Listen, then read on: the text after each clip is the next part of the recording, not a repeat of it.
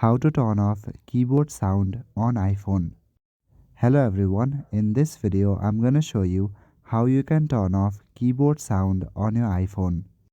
Firstly, open settings on your device.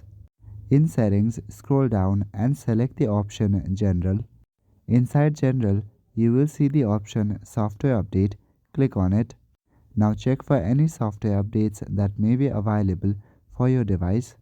If there are software updates available, then update it. If not, then go back to settings main page and scroll down. Now navigate to the option Sounds and Haptics.